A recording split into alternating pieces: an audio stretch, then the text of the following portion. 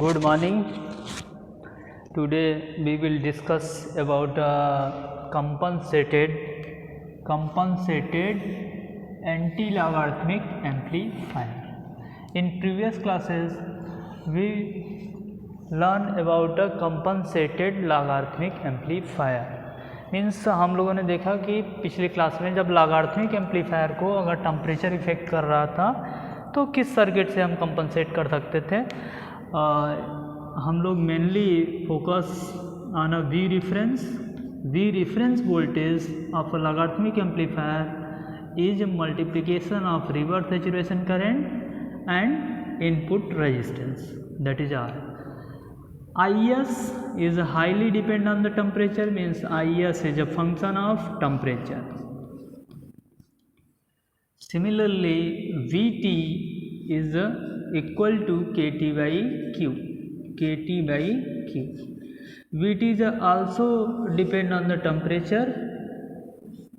VT, temperature equivalent voltage, is a function of temperature. Means कि अगर कोई भी लॉगरिथमिक एम्पलीफायर और एंटी लॉगरिथमिक एम्पलीफायर है उस पर अगर टेम्परेचर इंक्रीज़ कर रहे हैं तो रिवर्स सैचुरेशन करंट इंक्रीज़ होगी और साथ में उसका टेम्परेचर इक्विवेलेंट वोल्टेज इंक्रीज़ होगा. इसके इंक्रीज होने से output of logarithmic amplifier and anti logarithmic amplifier पे इफेक्ट आता है. जैसा कि आपने आउटपुट देखा हुआ है, आउटपुट ऑफ लॉगरिथमिक एम्पलीफायर, तो उस पर आपने देखा होगा आउटपुट में VT भी है और V रेफरेंस भी है. इसका मतलब कि output of logarithmic and anti logarithmic amplifier affected by this temperature. तो हमने प्रीवियस क्लास में देखा कि लॉगरिथमिक एम्पलीफायर को हम टी के सापेक्ष हम कैसे कंपनसेट कर रहे थे अब भी आउटपुट को. Similarly in case of compensated anti logarithmic amplifier हम यूज़ करके हम इस V रेफरेंस और VT को कंपनसेट करेंगे. हाँ, क्योंकि टेम्परेचर पे हमारा कोई कंट्रोल नहीं है. टेम्परेचर क्या है, एनवायरनमेंट डिपेंडेंट है. तो कहीं भी कोई डिवाइस यूज़ कर रहे हैं वहाँ पे टेम्परेचर इंक्रीज़ हो रहा है तो लॉगरिथमिक एम्पलीफायर और एंटी लॉगरिथमिक एम्पलीफायर का आउटपुट चेंज हो रहा है. तो इस चेंज न होने पाए उसके लिए क्या अरेंजमेंट है फॉर एंटी लॉगरिथमिक एम्पलीफायर. ये सर्किट आप ध्यान से देखिए, ये A1 एम्पलीफायर, A2, दो ऑपरेशनल एम्पलीफायर यूज़ किया है और दो ट्रांजिस्टर है Q1 Q2, similar as compensated logarithmic amplifier Q1 Q2. और यहाँ पे इनपुट रेजिस्टेंस को हमने लिया है, नाम दिया है दिस इज R1. अब इनपुट रेजिस्टेंस पे हमने R1 दे दिया है तो सिमिलर इस ऑपरेशनल एम्पलीफायर A2 में भी हमने इनपुट रेजिस्टेंस हमने लिया है R. तो दो ऑपरेशनल एम्पलीफायर, यहाँ पे दो रेजिस्टेंस और एक रेजिस्टेंस यहाँ पे R2 और यहाँ पे RTC, यहाँ से हमने इनपुट लगाया हुआ है. ये सर्किट कुछ इस तरह अरेंजमेंट है कि ये this shows anti logarithmic amplifier. ये फीडबैक में आपका ये ट्रांजिस्टर नहीं है, ध्यान रखिएगा. तो क्योंकि इनपुट में हम अप्लाई करते हैं एंटी लॉगरिथमिक एम्पलीफायर की सर्किट आपने देखा होगा कि नॉन लीनियर डिवाइस क्या होती है, इनपुट में होती है. तो वही कुछ हमने इनपुट यहाँ पे लगाया हुआ है. ध्यान से देखिए, इस इमीटर को हमने डायरेक्ट ए एम्पलीफायर देखिए इनपुट हमने यहाँ लगाया है तो इस ट्रांजिस्टर के बेस में जा रहा है. तो ये सारी सर्किट को ध्यान से देखिए और यहाँ पे Q1 ट्रांजिस्टर लिया है और यहाँ का वोल्टेज हमने लिया है बेस टू इमीटर. ये बेस टर्मिनल है, this is emitter, this is collector. Collector is directly connected to inverting terminal और इमीटर टर्मिनल को हम सीधे output of second operational amplifier में कनेक्ट कर रहे हैं. ध्यान से देखिए, यहाँ पे आउटपुट ऑफ A2 एम्पलीफायर के हम आउटपुट में कनेक्ट कर दिए और इसको कनेक्ट करने के बाद हम जो A2 एम्पलीफायर ले रहे हैं, जहाँ यहाँ पे नॉन लीनियर डिवाइस Q2 हमें जूम कर रहे हैं, ट्रांजिस्टर का नाम Q2 है, तो यहाँ पे base, collector and emitter terminal. तो कलेक्टर को इन्वर्टिंग टर्मिनल से हमने कनेक्ट कर दिया और बेस को ध्यान से देखिए, हम यहाँ जंपर लगा के बेस को डायरेक्ट RTC रेजिस्टेंस, जिसको हम पॉजिटिव टेम्परेचर कोफिशिएंट रेजिस्टेंस बोलते हैं। और एंड वेरिएबल जो टेम्परेचर पे डिपेंड होता है, जैसे टेम्परेचर बढ़ता है रेजिस्टेंस की वैल्यू इंक्रीज होती है। RTC और एक रेजिस्टेंस हमने ले लिया है R2 और यहाँ पे V इनपुट वोल्टेज अप्लाई किया है, V इनपुट। और इसके इस Q2 ट्रांजिस्टर का इमीटर को हमने इसी लाइन में कनेक्ट कर दिया है और इस टर्मिनल, इस नोड का हमने नाम दिया है, this node is denoted by VA या VA potential. In terms of potential it is represented as a VA।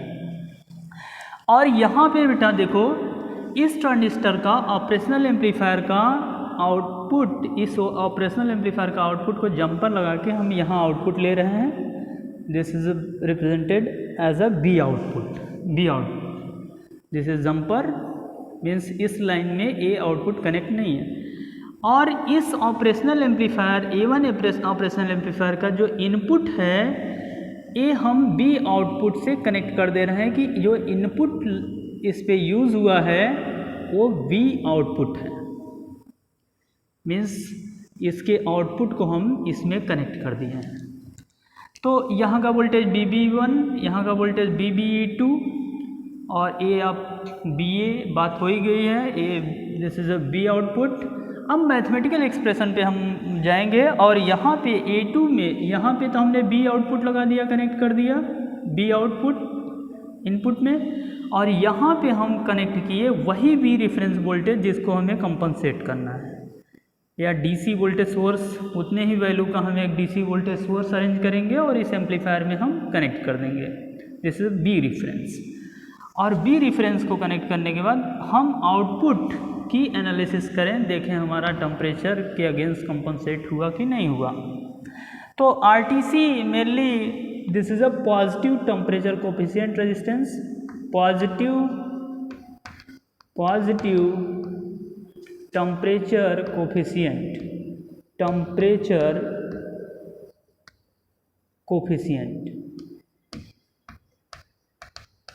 Coefficient register, या इसको बेटा बोलते हैं सेंसिस्टर, और शॉर्ट में इसको सेंसिस्टर।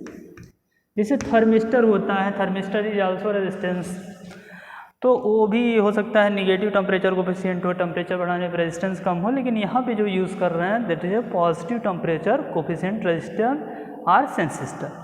अब देखो इस लॉगरिथमिक एम्पलीफायर का हमने आउटपुट देखा हुआ है, ये लॉगरिथमिक एम्पलीफायर जैसा बिहेव कर रहा है।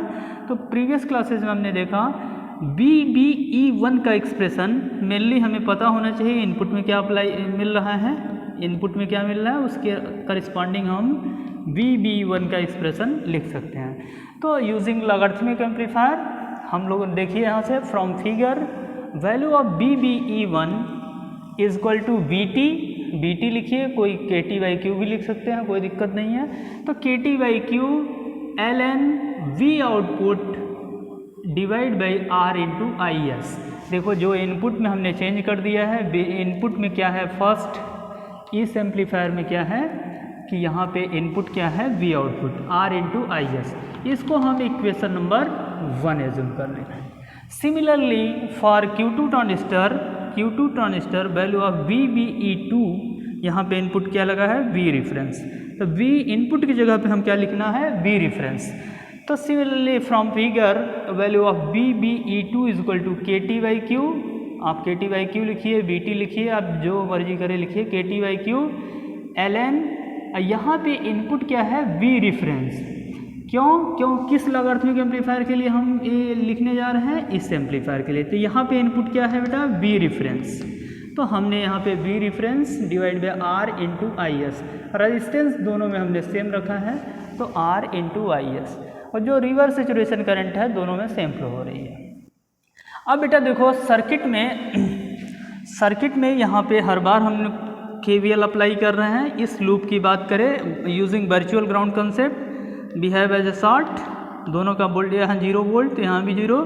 तो अगर इस लूप में हम KVL लगाएं, apply the Kirchhoff voltage law, तो देखो प्लस यहाँ का 0 वोल्ट 0 आपने ग्राउंड किया ही हुआ है, यहाँ का वोल्टेज क्या है प्लस माइनस VBE1, और यहाँ का voltage plus minus V A और दिस इज 0।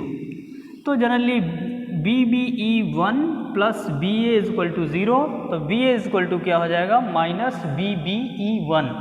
तो हम शुरू से ही हम लोग देख रहे हैं, तो इसी को हमने लिखा V A is equal to minus V B E 1 और बी बी ई 1 की वैल्यू यहाँ से आपने कैलकुलेट कर लिया है K T by Q L N V output R into I S.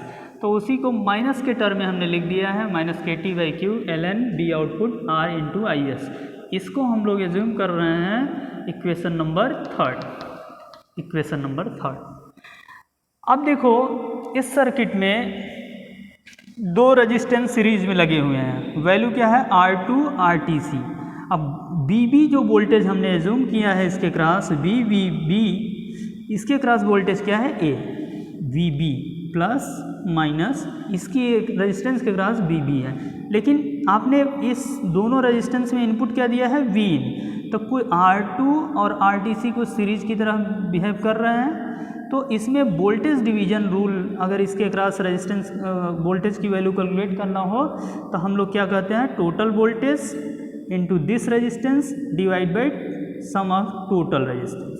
ठीक, तो BB की वैल्यू क्या हो जाएगी, ध्यान से देखिए, BB इसको applying the voltage divider rule, value of BB is equal to RTC into VN divide by R2 plus RTC। इसको हम इक्वेशन नंबर 4 एज्यूम कर रहे हैं, एज्यूम इक्वेशन नंबर 4। तो अब देखो सेकेंड हम लोग बात कर रहे हैं, जब हम कंपनसेटेड लॉगरिथमिक एम्पलीफायर की बात किया था तो वहाँ पे भी बेटा देखा था। अब देखो इस टर्मिनल का वोल्टेज BB है, तो यही लाइन यहाँ से कनेक्ट है, तो इस टर्मिनल का वोल्टेज क्या हो गया, यही लाइन कनेक्ट है ना, तो बताइए BB, और इसके इमीटर के टर्मिनल का वोल्टेज आपने क्या माना है VA। तो अगर कोई पूछे BB माइनस VA वोल्टेज कितना होगा, तो इसके बराबर होगा कि नहीं, BBE2, ये वोल्टेज हमने माना है प्लस से माइनस BBE2 है, तो BB minus VA is equal to BBE2। ये समझ आ ही गया होगा। तो इसको apply the Kirchhoff voltage law हम लिख देते हैं, apply the Kirchhoff voltage law KVL around Q2 की बात कर रहे हैं। तो बेटा हम यहाँ से देखो BB minus BA is equal to BBE2, या VA के टर्म में अगर बात किया है तो BA यहाँ अगर राइट हैंड साइड ले जाएंगे तो BBE2 लेफ्ट हैंड, तो BA पॉजिटिव हो जाएगा, तो BB माइनस VBE2। देखिए तो BA की वैल्यू क्या आ गई, BB माइनस BBE2। अब BA हमें BB पता है, BB कहाँ से, यहाँ से इक्वेशन नंबर 4 से, BBE2 पता है इक्वेशन नंबर 2 से, VA की वैल्यू भी पता चल गई है फ्रॉम इक्वेशन नंबर 3। तो हम सब की वैल्यू रख के सिंप्लीफाई करेंगे और आउटपुट के टर्म में हम लिखने का प्रयास करेंगे कि सर्किट का आउटपुट क्या आ रहा है। तो अब देखिए putting value of BBE2 using all these equation, देखिए यहाँ पे VA की वैल्यू, BB की वैल्यू देखिए फ्रॉम इक्वेशन नंबर, BB की वैल्यू कहाँ आ रही है, इक्वेशन नंबर 4। इक्वेशन नंबर 4 से हमने BB की वैल्यू यहाँ पे पुट कर दिया। BBE2 की वैल्यू हमने कहाँ से निकाला, इक्वेशन नंबर 2 से, यूजिंग इक्वेशन नंबर 2 ये हमने रख दिया। और VA की वैल्यू भी हम कैलकुलेट कर चुके हैं इक्वेशन नंबर 3 में, using equation number 3 value of BA next line में हमने लिखा minus KT by Q LN B output divide by RIS is equal to, आपने इसकी वैल्यू लिखा ही है, RTC BN divide by R2 plus RTC और minus KT by Q LN B reference divide by R into IS।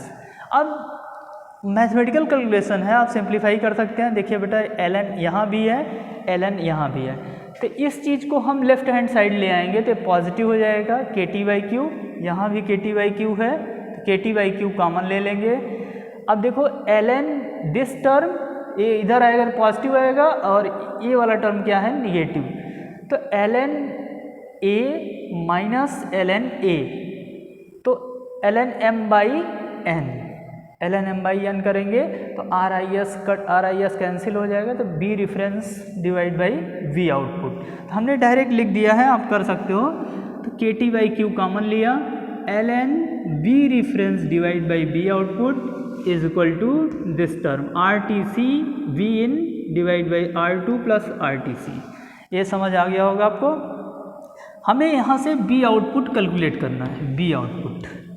तो B output कैसे होगा? अब बेटा देखो, ये कॉमन सेंस की बात है, ये सारे constant parameter R H P में ले जाइए और हमें बी आउटपुट निकालना है। तो बी आउटपुट अगर हम ऊपर ले लें, ln m बाई n है तो ln n बाई m लिखना होगा। तो क्या होगा, माइनस हम यहाँ लगा दिए हैं, यहाँ minus K T by Q ln, अब यहाँ पे बी आउटपुट मैं ऊपर लिख दिया क्योंकि माइनस यहाँ हमने कॉमन ले लिया। तो ln B output upon B reference और R T C B in divide by R two plus R T C. अब देखो बेटा, एक कांस्टेंट टर्म को हम राइट आर एच पी में ले जाएंगे क्योंकि हमें कैलकुलेट क्या करना है, बी आउटपुट। अब देखो यहाँ पे Q बाई के टी, ए पहले से था ही R T C B N divide by R two plus R T C. अब ln B output upon B reference है, तो अगर ln को लॉग में लॉग बेस 10, ln को नेचुरल लॉग बोलते हैं, natural log of base e, लेकिन अगर लॉग के बेस 10 अगर ले जाना हो तो इसमें हम 0.4343 का मल्टीप्लाई कर दें तो ln x log x में कन्वर्ट हो जाता है। तो ln को हम log में कन्वर्ट करने के लिए क्या कर रहे हैं, राइट हैंड साइड 0.4343 का मल्टीप्लाई कर देंगे। q बाई के टी बना हुआ है, q by K T into V in, sorry यहाँ पे ये रेजिस्टेंस तो रहेगा ही ना, R T C divide by R two plus R T C into V in. अब देखो बेटा 0.4343 का मल्टीप्लाई करिए तो नेचुरल लॉग में कन्वर्ट होगा, B output upon B reference. और ये सारी वैल्यू कांस्टेंट हैं तो इसको हम एक नंबर से रिप्लेस कर दे रहे हैं, इसको n एज्यूम कर ले रहे हैं कि जो वैल्यू है 0.4343 Q by K T R T C divide by R two plus R T C, इसको एक कांस्टेंट नंबर n से रिप्रेजेंट कर रहे हैं। तो n जिससे कि दिखने में अच्छा लगे, तो log b output divide by b reference is equal to minus n v in. n की वैल्यू क्या है, यही जो आपने मान लिया है। आप लिख सकते हो कि वैल्यू ऑफ n क्या है, लेट यहाँ पे मानना चाहिए, let n is equal to 0.4343 divide by K T और इनटू वो resistance R T C divide by R two plus R one. इतनी वैल्यू को हमने n से एज्यूम कर लिया है, ठीक है। अब log को हटाना है तो क्या करेंगे, इसको डायरेक्ट आप जानते हो, अगर इसका बेस क्या है log का 10 है, तो अगर log हटाना है तो 10 के पावर में चला जाता है। तो log ये मैथमेटिक्स से आपको देखना चाहिए। तो b output upon b reference is equal to 10 के power minus n v in हो गया, माइनस n v इन। अब b रेफरेंस बचा, b रेफरेंस को यहाँ मल्टीप्लाई कर देंगे तो b output is equal to हमने लिख दिया, b output is equal to b reference 10 के power minus n v in. अब देखो बेटा, this output expression of compensated anti logarithmic amplifier. तो इसमें देखो 10 के power minus n be in है, मीन्स अगर 1 वोल्ट इंक्रीज कर रहे हो, बी इन की वैल्यू 1 वोल्ट इंक्रीज कर रहे हो तो 10 के पावर माइनस में उतना ही इंक्रीज होगा, मीन्स डिनोमिनेटर के नीचे आएगा। तो इसका मतलब आउटपुट डिक्रीज करेगा, कितना अमाउंट, 10 को बोलते हैं डिकेड। तो जनरली लिख देते हैं हम लोग कभी कभी,